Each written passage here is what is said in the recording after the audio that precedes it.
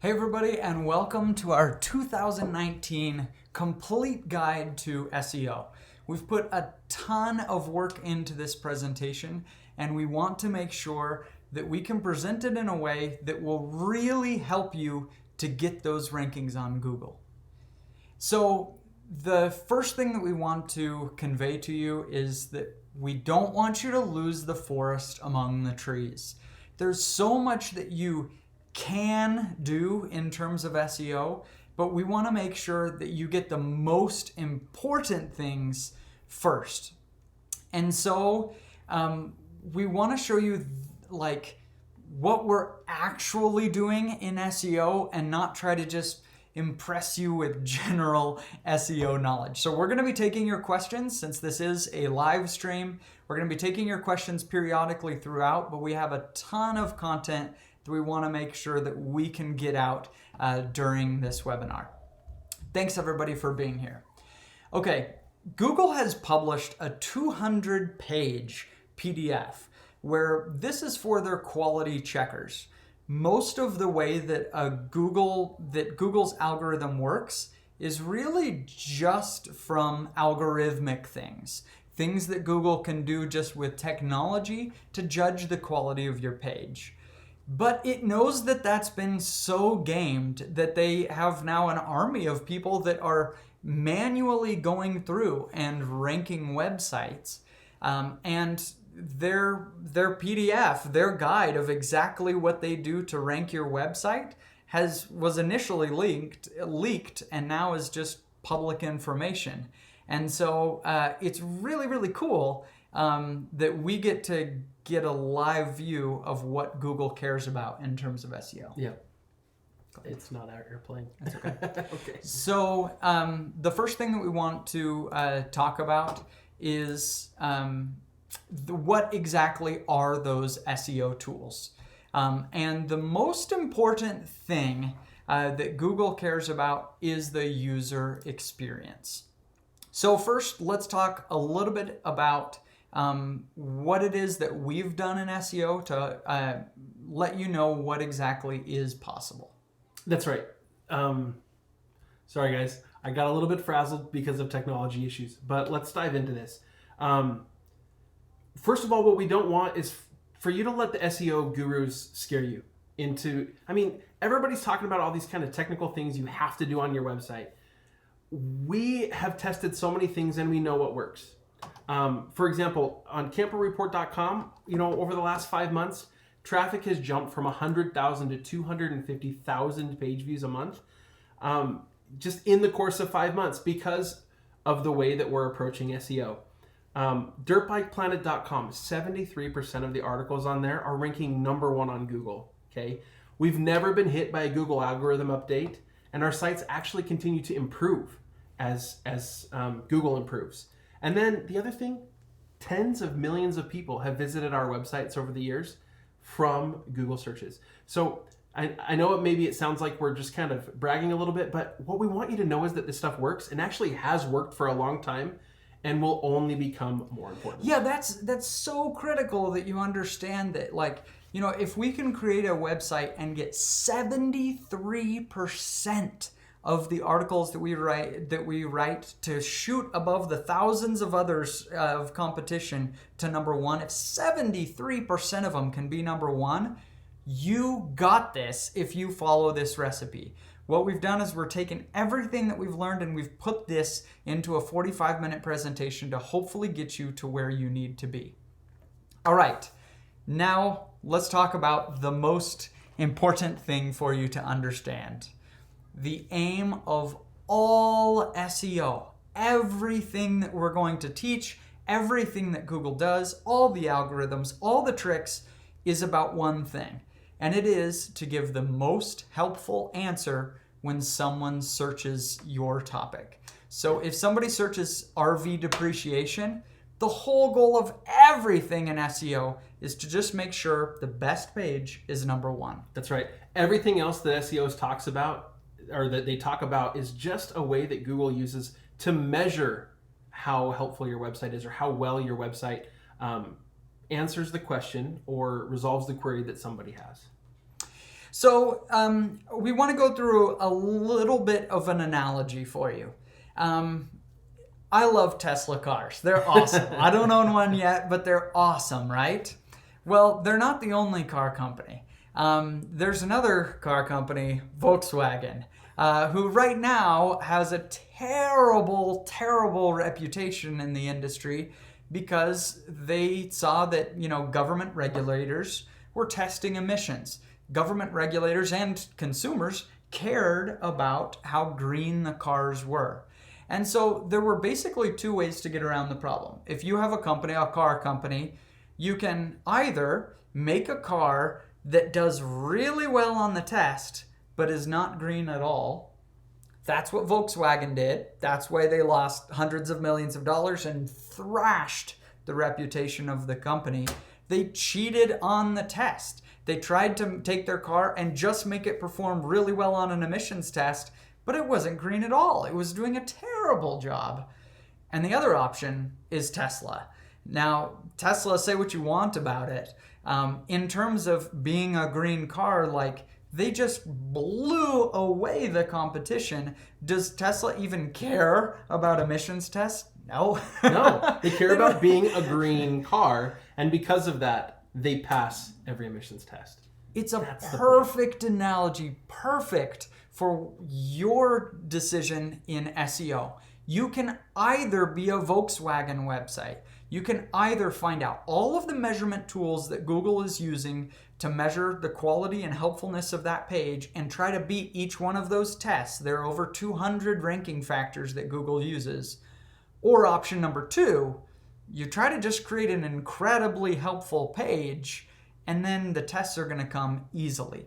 But it can be frustrating to hear because you say, yeah, but I'm trying to make helpful pages and they're not ranking. You're asking how to move from page 4 to page 1 when page 1 is full of these authoritative websites.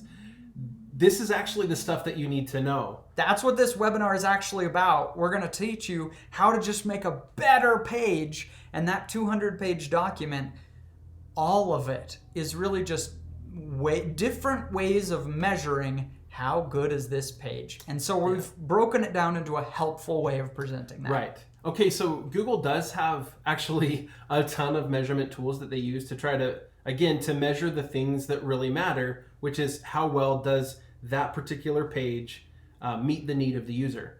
They do this through, user experience, through the RankBrain algorithm. They're looking for things like click-through rate, pogo sticking, which is a little bit different from bounce. It's where somebody comes to, the first article, bounces out, goes and looks at article number 2, bounces out. So they bounce back and forth, which tells, again, it tells Google that those articles are not giving them what they needed. Yeah, if somebody had to click into 4 or 5 search results to get the answer, that's bad. So people always say I have a high bounce rate, that's bad. And I always say, not so fast. Yeah. Actually, a bounce rate can be good. For example, if I search something like, what's the temperature outside in Star, Idaho, and I go to a page that just clearly tells me the answer, I have no reason to go to other pages. So I bounced, but that's actually fine. Right. That's actually a good thing. If I pogo sticked and I looked at other search results, that's probably bad. And this is data that Google can easily measure. Among other things, like the length of content, it's easy for them to measure. You can understand why Google's been using these tools. Having a catchy and descriptive title, having really good formatting, having a really good direct answer, quality links, quality external links to your page, having a good reputation and good authority, use of images. I mean, there's a whole list, a huge list of many things that Google uses to impact where you should rank. The length of the URL, the author reputation. But all of these things are made to measure just a few specific things that we can accomplish through very, very simple means. And that's what we're going to get to. Yeah, so Ronit Tamrakar is asking, do we do link building or no link building in our approach? Well, let's just go to what Google is actually telling us in their guidelines, plus other things that we found. Let's look at what their test is. And now your question is, do you want to be Volkswagen? Are you going to try to beat the test? Or do you want to be Tesla and just create a better page? And so you can go look at this 200-page document. You just go to incomeschool.com/200. If you want to read 200 pages, it's there. But this webinar is the shortened version of it. So the shortened version, we've kind of broken it into chunks. And the first one is reputation. Google cares about the reputation of you as the writer and of your website as a whole. That's right. So again, reputation is something that Google's been able to measure through some other things, but again, it doesn't totally get to what the reputation is. So quality and quantity of websites linking to the domain. So not just having a lot of links to your website, but having really good ones is a way that Google measures quality. So again, it's the measurement, right? Mm-hmm. If you want to game the test, you can work really, really, really hard to build links from high quality websites. That can be very, very, very tough to do because there's no way to do it except legitimately. If you find, if you're trading links with other websites, if you're buying links, it's not legitimate and it doesn't build your reputation. So it doesn't meet that criteria. The quantity and quality of websites linking to a particular page is going to help that page rank higher. Again, based on the way Google has been measuring things up until now. But there are some other things that they're doing today. They're using human quality checkers, many, many, many human quality checkers to measure to rate the authorship of the person who wrote the post. Right. What's their reputation? Yeah, exactly. If I'm going to a page about a legal topic, for example, it matters that the person is a lawyer. If I'm going to a page reviewing pontoon boats, it matters that the writer of the article owns a pontoon boat or sells pontoon boats or does something with pontoon boats. The reputation of the author, the website, and links to the specific page do matter. So there are all these different ways that Google is measuring it. They'll look at your Yelp reviews. If we're talking about a local business and stuff, they're actually digging into that kind of things. And if you're in a certain category that Google calls YMYL, your money or your life, then it really matters that you have a reputation. If my left arm is numb and I'm having a heart attack and I Google heart attack symptoms, it doesn't want to give a chance that it's going to send me to the wrong website. So Google has to say, who has the right information? Google isn't going to go read a bunch of medical textbooks to try to say, this was right, that was accurate, this one's inaccurate. But instead they say, you know what? The American Heart Association has 50 million links to it. People clearly like this website and they've written an article about this. It's probably going to be reliable. But an important caveat there. The American Heart Association didn't build their reputation by going out and spamming the internet with backlinks, right? They didn't go out begging for backlinks. They created quality content. They created a quality They invested millions of dollars into research. Exactly. Their research, their content is top notch. And because of that, they've become the authority. But it didn't happen overnight. And that is the important note here. So for years we've said, sites about fitness, weight loss, finance, that kind of topics, legal topics, they are very competitive. But that's not the only reason why it's so difficult to rank there. It's because if you're a nobody and you have no reputation, Google probably isn't going to trust you with a search result. Now, those are the measurements. Those are the tools Google is using to decide them. And if you can't read the text on the screen, you're fine. Yeah. Go to incomeschool.com/2019 slides, and you can download them all. This is really just to keep us on track. We're telling you what you need. And on the YMYL note, and a question did just come in on this, and I do want to make sure this is covered. Again, Google is not trying to decide which content is more valuable than other content, like alternative medications versus traditional medications or therapies. They're not distinguishing which is better or which is more important. Okay, what they're doing is they're trying to help users find the content they're looking for. So if somebody Googles alternative treatments for heart attacks, then a website probably get something alternative. You'll get the alternative stuff. But if you're looking for what are the symptoms of a heart attack, they're going to go to the guy who has treated 20,000 heart attacks in his career, and they're going to link to his article first because that guy has a reputation and experience. And so if you're not a medical professional, but you do promote some sort of alternative therapy, because this question specifically did just come up, that's okay. If you actually have any sort of legitimate experience tied to that, whether or not there's any credential associated, that experience alone can give you the credibility and the reputation that you need. And we're going to show you in just a minute how to establish that reputation, because Exactly. we're telling you reputation matters, but we're not telling you to establish it by spamming the internet with backlinks. Yeah. So somebody's asking here, like, should I be active on social media to establish reputation? You can find the answer to all of those questions. Should I do this? Should I do that? But just answering one. If there were no Google and you were trying to establish reputation in an industry, would you do it?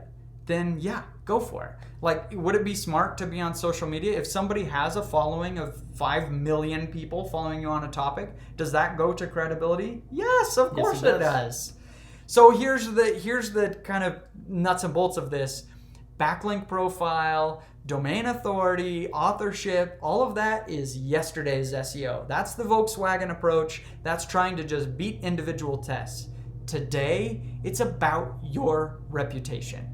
It's just about you getting out there and setting up a reputation. So you say, but I don't have one. You say, I want to write about pontoon boats, but I don't even own a pontoon boat. You say, I want to write about knitting, but I'm just getting started. I want to write about medicine, but I'm just interested. I don't have a degree in it. That's normal for all of us. We've created so many sites on topics that we were new at. So let us show you how we did it and still ranked just fine. That's right. This is we're branding this Income School's 5-day super secret reputation builder. It needs a lot of marketing It terms. does. Yeah, you can't just give this out. The first thing is to just get real. If you're making a site about pet snakes, go get a pet snake, for heaven's sake. If you're making a site about pontoon boats, rent one for the weekend if you can't afford to buy one. You can't just totally be an imposter. You have to get into it somehow, but if you're writing about, how to, or you're writing about rock climbing, go spend a couple of days at a rock climbing gym. That's what you got to do. Get real. Step number 1, make it legit. Take some photos while you're at it so that there's photos of you, like real legit photos, rock climbing. And Ricky's not saying this just out of theory. Like, we're making a website about pet snakes right now. And so we're buying a pet snake.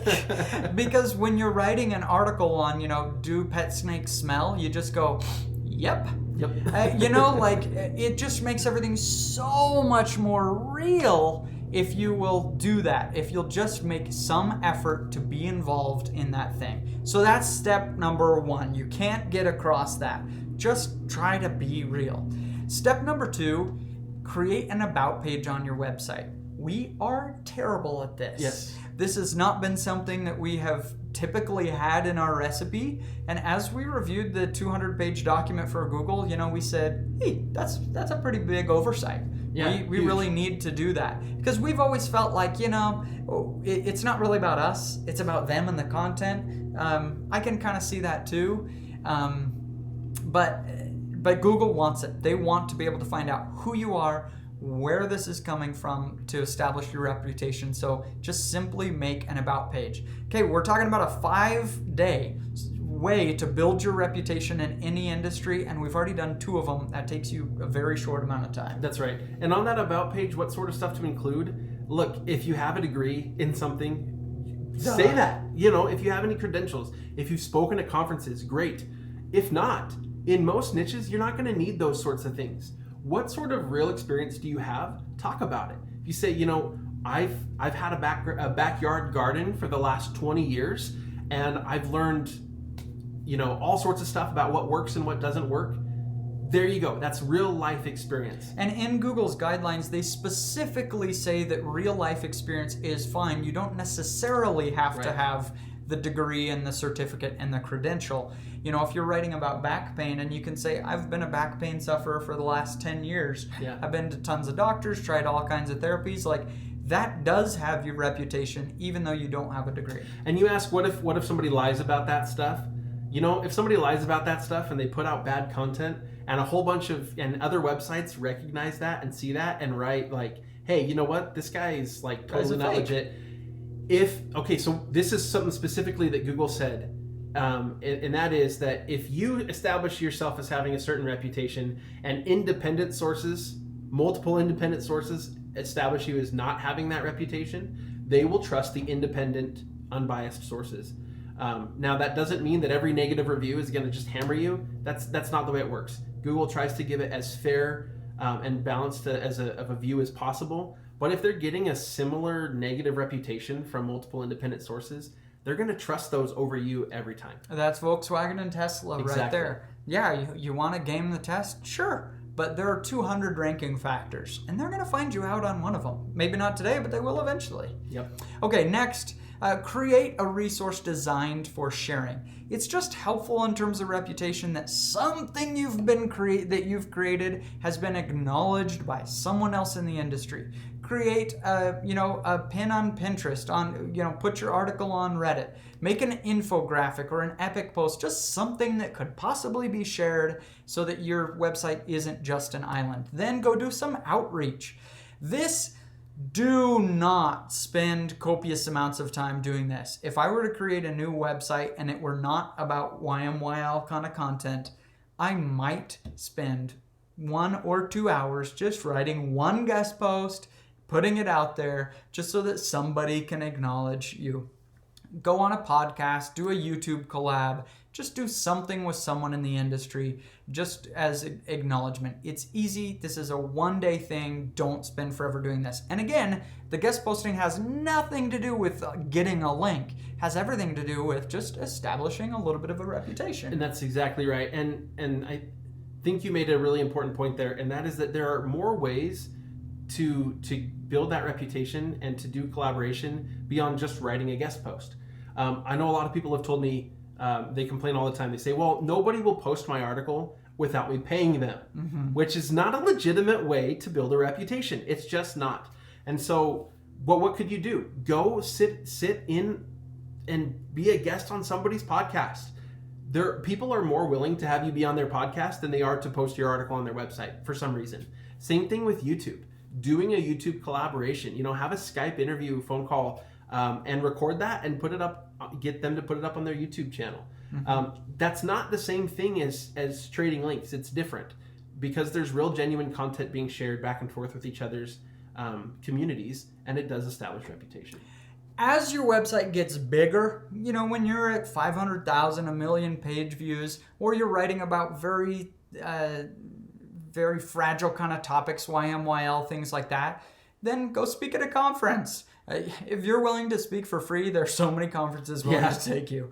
Go write an ebook in 2 weeks and put it up on Amazon. Get a certificate from an online course, just something to get started. So that's it. We've just established your reputation. Like all of this, thousands of YouTube videos about backlink profile and all this, that's yesterday's SEO. Today's SEO is just establish a reputation and let Google measure it, how they measure it. It's easy to do. I mean, we're talking about stuff in 5 days. You could be done, and you're set for maybe a quarter of the ranking factors are something to do with your reputation. Yeah, you did it in 5 days. Again, we've talked about there are literally hundreds of ranking factors that people have figured. This seems to matter. This seems to matter. That Google has said. There are so many of them that to try to game each one of those is a huge waste of time. Good luck, especially Volkswagen. Because in 3 months, Google will put out another update, and your gaming will be gone. So do these few steps and establish a real reputation. Now, if we want to game stuff, this is the place where you game stuff. This is Google's user experience measurement tools.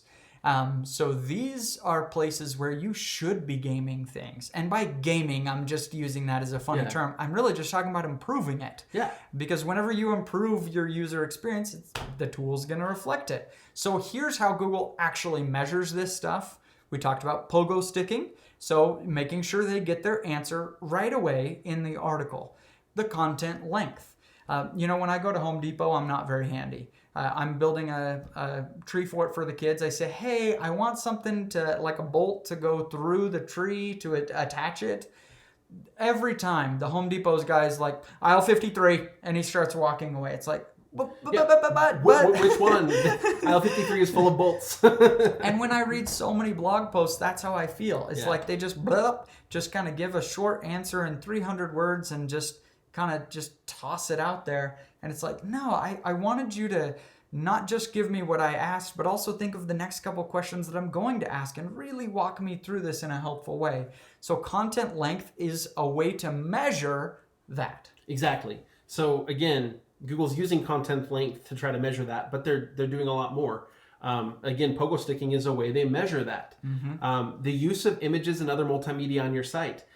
Yeah, historically you could game Google by just putting an image on your site. Just putting an image on the article. We found that. What was it? I can't remember what the website was. What's the difference? What's the difference? And they just put random paintings. Yeah, what's the difference.net or something like that. They just have a random picture up there because they're trying to game Google. Yep. And when we went there, we were like, what is this? It's a bad user experience. Right. So yes, you may be the Volkswagen and beat that particular test. There is an image there. Yeah. But it's going to be a bad user experience, and it makes people say, what the crap? And they pogo stick. And some of these other measurements kind of kill that. Google's gotten wise to that. Again, if people are pogo sticking, if they're not spending an adequate amount of time on the page for the question they're asking, that's another one, time on page.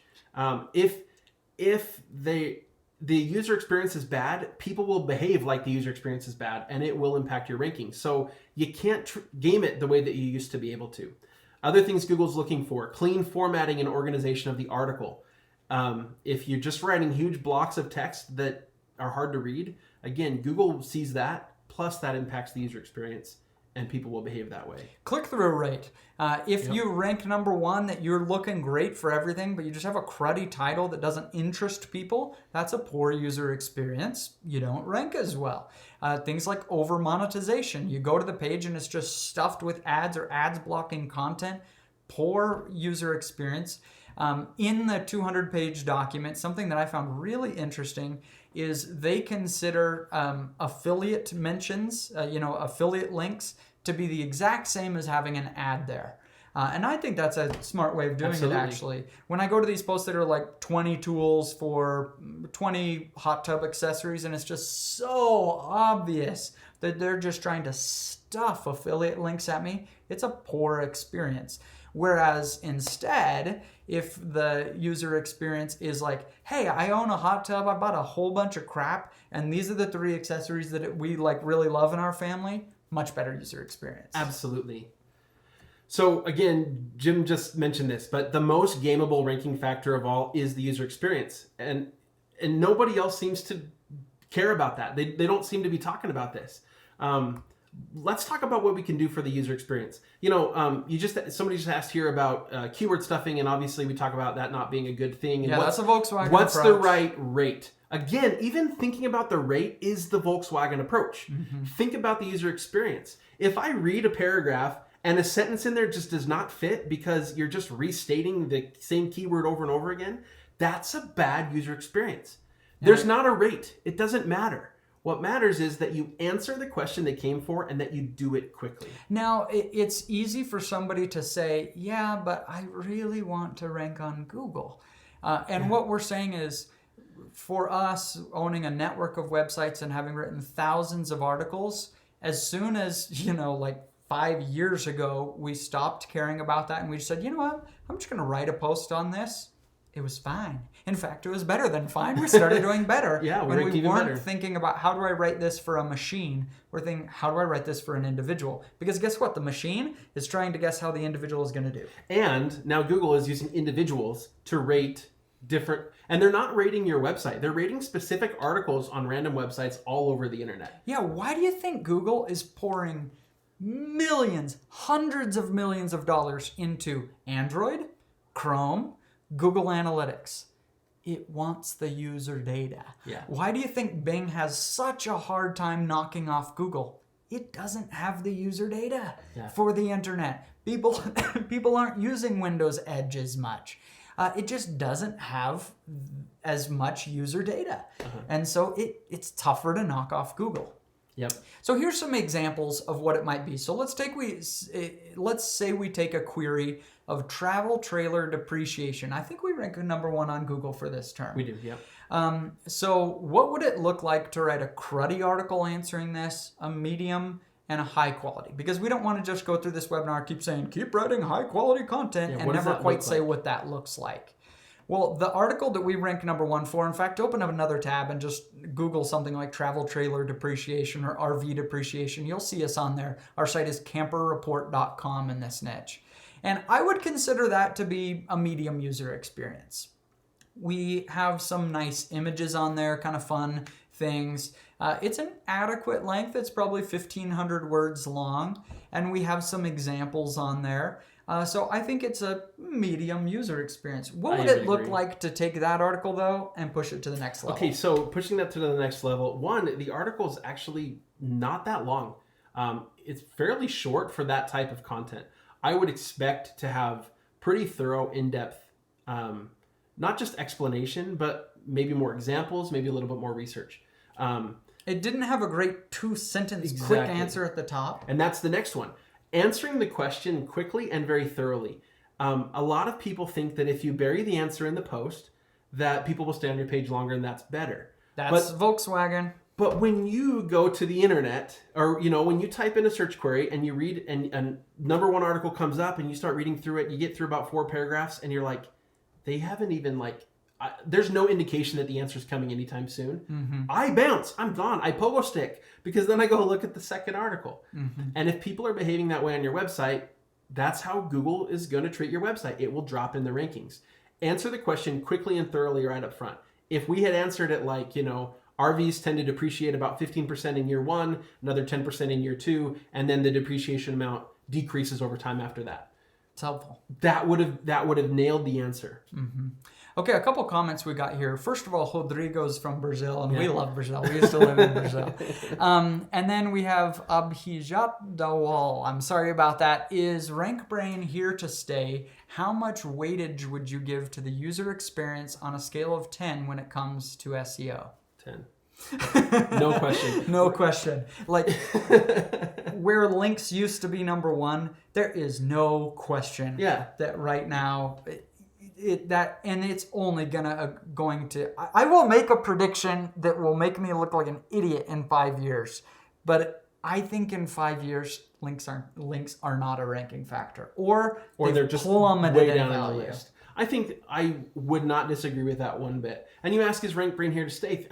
Think about it from the perspective of Google. What are they trying to do? I mean, we've kind of answered that question many times, but Google is trying to help users find the content they're looking for. End of story. Mm-hmm. Find the most helpful resource on the internet based upon, what people are searching for.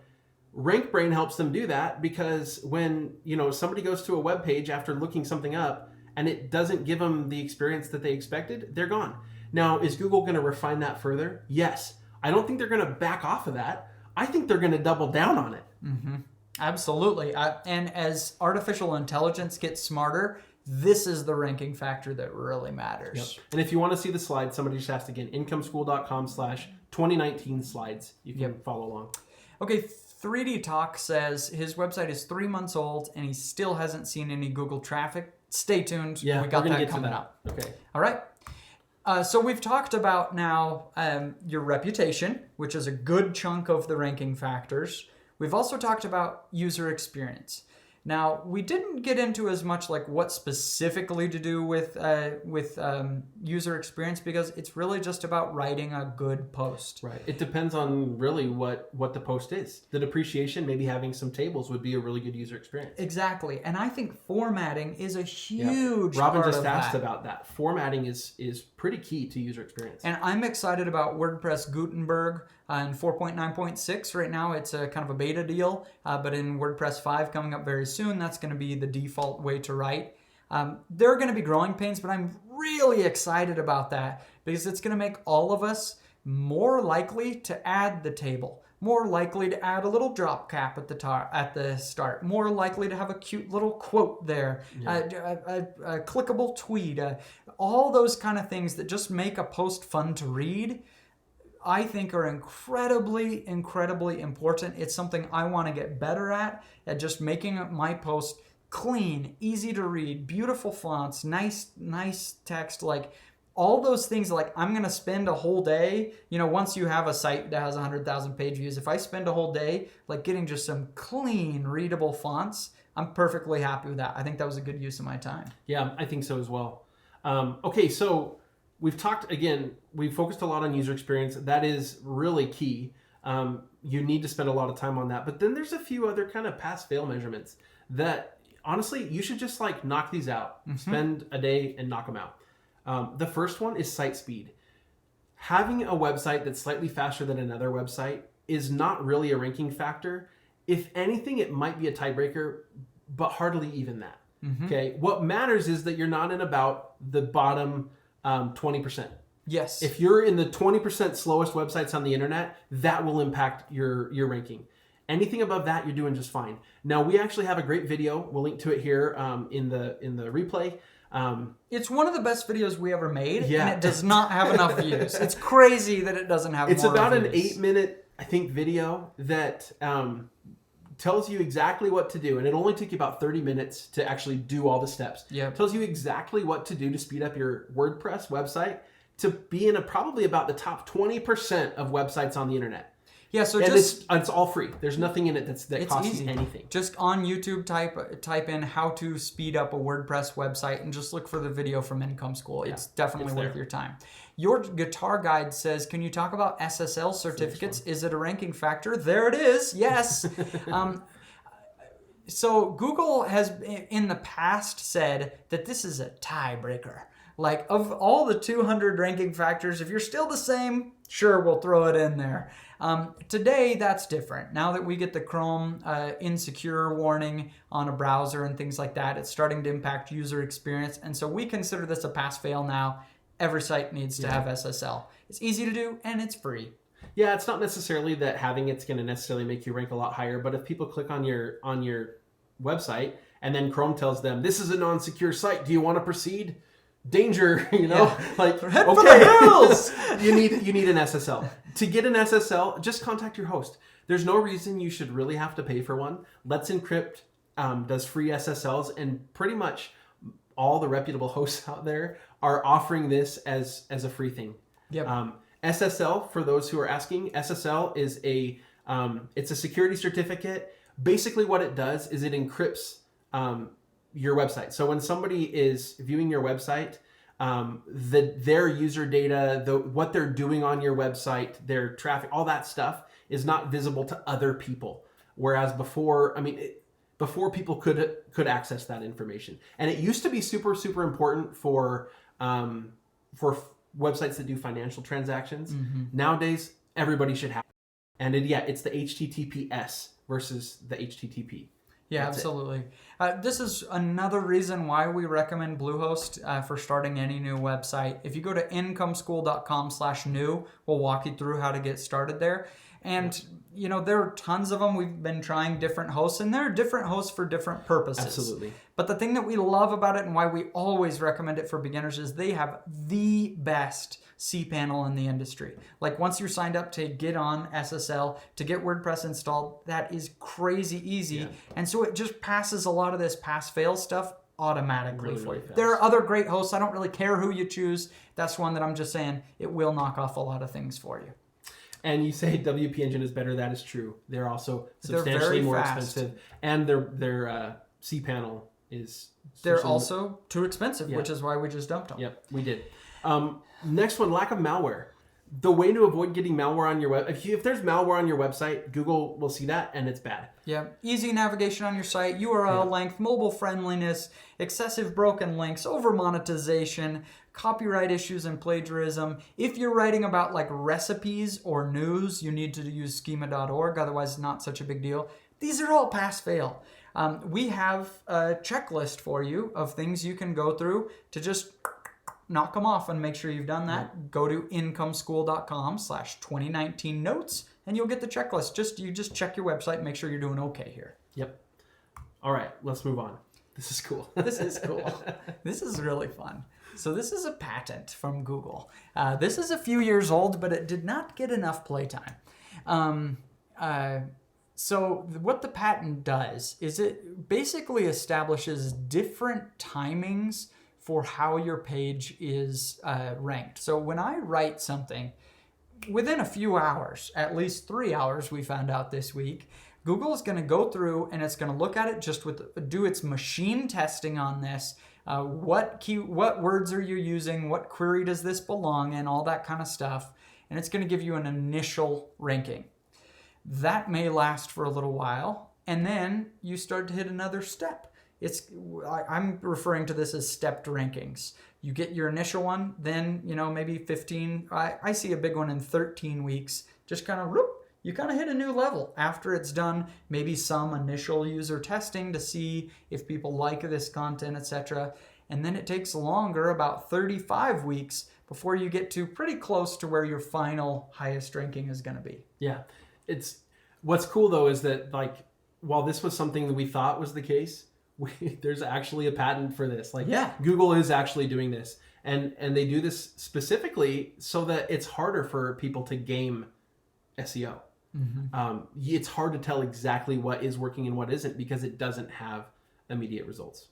So you are not the father says, do you perform website audits?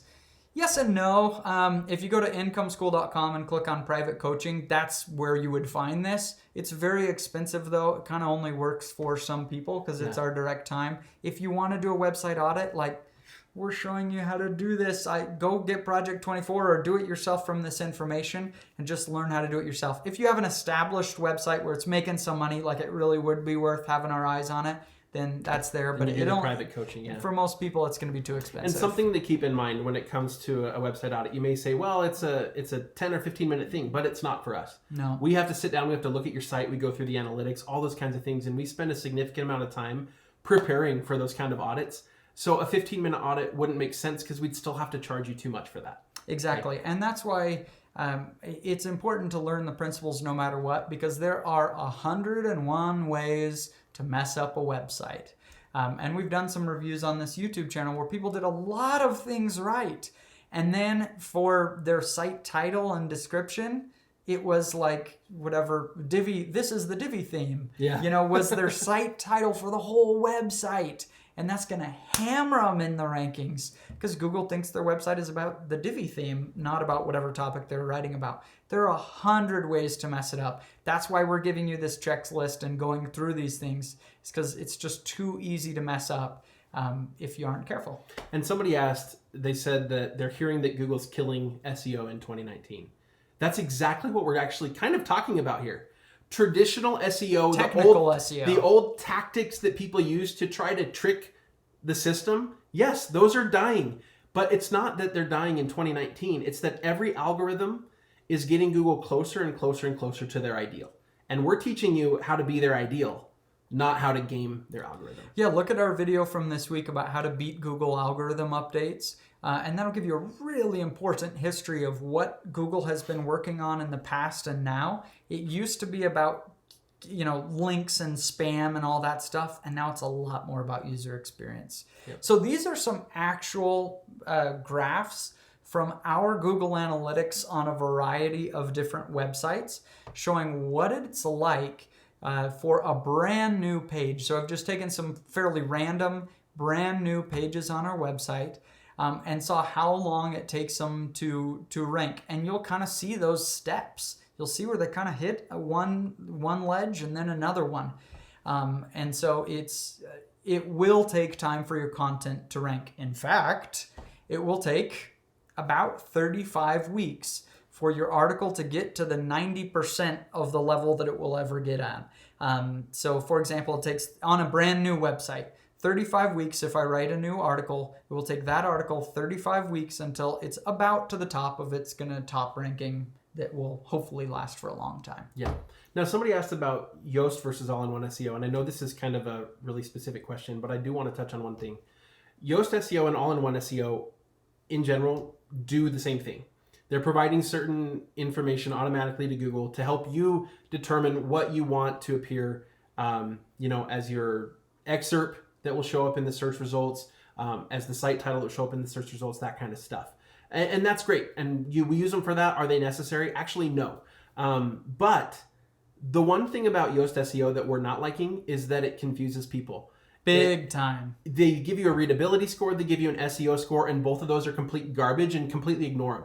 I actually still kind of like to use Yoast SEO on some of my sites, but when I'm telling somebody else to set up SEO on theirs, I usually tell them all in one because Yoast confuses the heck out of them. They say, this article is not going to perform well in SEO. I'll tell you what, we got a lot of red SEO scores that rank number 1 for the keyword that they supposedly have a red SEO score for. I agree 1,000%. Yoast SEO is a plugin. There's nothing wrong with it. The problem is that they have this old school view of how SEO works. And so they have this keyword density and stuff that's like, it's right there in the editor bothering you. Your SEO plugin for WordPress is doing very little. Yeah. It really, the valuable thing that it gives me is a way to change the meta description. That's it. That's really how I use it. Yeah. Everything else, stock WordPress is going to rank great. Yeah. Great. Ecuador Abroad says 1,000% is excessive. Probably 100 would have done. Yeah. But I really meant it. All right, we want to take some of your questions that we've been getting throughout here. So we have about 1 million that have come on here. So Niall McMurray says, if after 35 weeks your article is on page 2, should you go make that page better, or should you start fresh with something new? Great question. And it's a difficult one. What I usually say is take that page, redirect it to a new page, and then start fresh. Maybe you even copy and paste that old article into it, but you do a significant rewrite because you know that didn't work. Now, I've heard tons of SEO people and on podcasts and stuff talking right now about just taking your content and re-optimizing it and stuff, going through your old stuff. I did see a traffic hit on improved photography when I did this. And I've heard from plenty of other people that were like, woo, it didn't work for me. And so unless you had a lot of like really bad stuff, really poor quality content in the past, I would default to making a new page, redirect the old one that's on the same topic to the new one, and starting fresh. Yep, I think that's a great one. Let's see. Hippie Science Garden says, are these timelines per article? Well, yes. If you have a website that only had one article though, and you wait 35 weeks, it may still not rank because you have just a very poor reputation because you only have one article on this little site. So, I mean, there's a little bit of the domain authority going with that, but pretty much, yes, we're talking about per article. If somebody says, I have an 8-month-old site with 100 articles on it and it's not getting any traffic, I say, how old are all those articles? Like, have you been doing a ton of writing now, but you started the site 8 months ago? No. That's per article. That's exactly right. And we've noticed that timeline, it still persists in the future. Like when we came up with that 35-week number, we looked at articles that were on established websites as well. Yes. However, for really, really low competition keywords, we have seen well-established websites ranked number 1 very quickly. Much quicker. Like sometimes quicker. 3 hours. But normally, it's still going to be that kind of a time. Yeah, normally on an established site, maybe we're talking about 13, 18 weeks. But on a brand new website, more like 35. Now, the question came in, should I use paid advertising to get more visitors to a page? Will that help my SEO? Using paid advertising only makes sense if you can get an ROI on that, a return on that investment. And you probably can't. Especially if you're just trying to get people to come to your website to build up its reputation. That doesn't work. No. As soon as you stop advertising, it goes back down. Okay. If you're going to use paid advertisement, it needs to send people into a funnel, a sales funnel that's going to lead them to eventually buy a product. And then you need to know that the value that you get out of selling that product ends up paying for all the hundreds of people who saw that ad before anybody actually bought the product. Yeah, absolutely.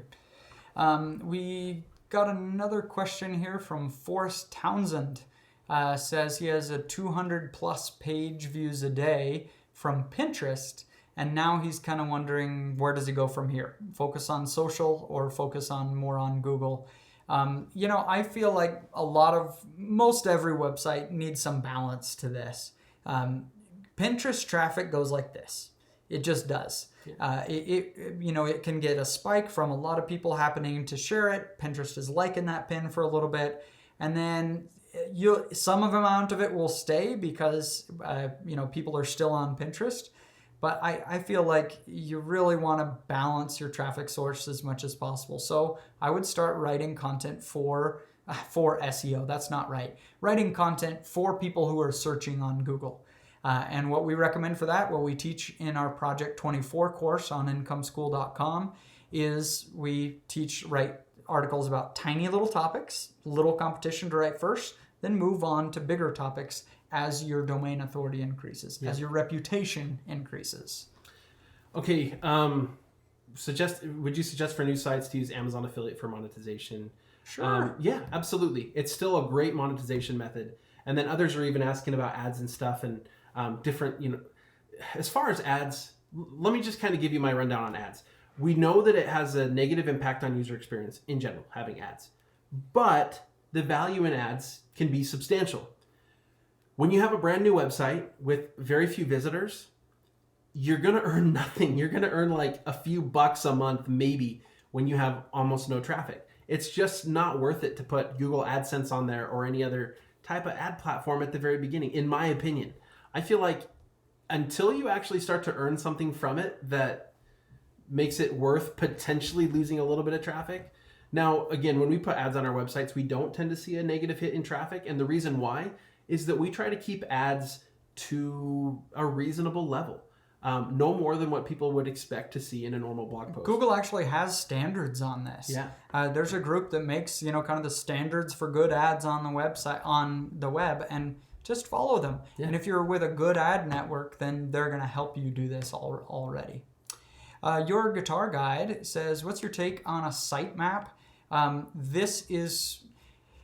Okay, so if I were training you for the Olympics in hockey, which I can't do because I don't really play hockey, but if I were training you, like at some point before you're like a pro level player, I would probably stop and say, let's talk about how tight you're tightening the laces on your skates. It's something like, okay, that could actually help you to prevent injury or whatever. But if I were teaching you hockey, that's not one of the things I would worry about. And that's really what a sitemap really is like. It's like, if you add it, will it suddenly make your site better in SEO? No. Is it something that you probably should do if you have an established site and you've done a whole lot of stuff before? Yeah, sure.